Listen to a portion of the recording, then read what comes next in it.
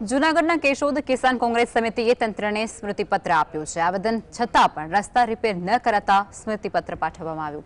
કોંગ્રેસ સમિતિએ 10 દિવસ પહેલા આવેદન આપ્યું હતું। આવેદન છતાં પણ તંત્ર દ્વારા કોઈ જ કામગીરી ન કરવામાં આવતા ફરી લેખિત સ્વરૂપે યાદગીરી આપવામાં આવી છે। કેશોદ પંથકના અતિ બિસ્માર 41 રોડ રસ્તાઓ રિપેર કરવામાં આવતા ન હોવાના સમિતિના આક્ષેપ છે। સ્મૃતિપત્ર બાદ રસ્તા રિપેર નહીં કરવામાં આવે તો તંત્રને 10 દિવસનું અલ્ટિમેટમ આપવામાં આવશે તેમજ 10 દિવસ બાદ ઉપવાસ આંદોલનની ચીમકી ઉચ્ચારવામાં આવી છે। ચૂંટાયેલા ધારાસભ્યને લીડ મળી ન હોય તેવા ગામડાઓ સાથે અન્યાય કરતા હોવાનો આક્ષેપ સમિતિએ કર્યો છે।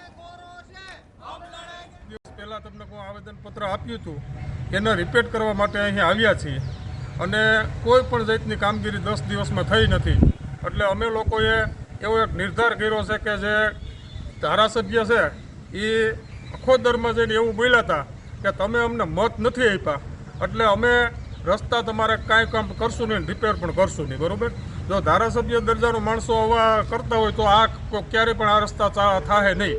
બીજા નંબરમાં કે આપણે ખોખડા ફાટકેથી જે બામણાસા મેઇન રોડ જાય છે ખેડનો એ રોડ ઉપર જિલ્લા પંચાયતના પ્રમુખ 2 ટ્રમ સુધી રહેલા છે, છતાંય પણ એની હાલત અત્યારે એટલી દયનીય છે કે એની વાત પૂછોમાં। જો જિલ્લા પંચાયતના પ્રમુખ 2 ટ્રમ રહ્યા હોય ને એનો રસ્તો જો સારો ન હોય તો બીજા કોઈ પણ રસ્તાની અપેક્ષા રાખવી નકાર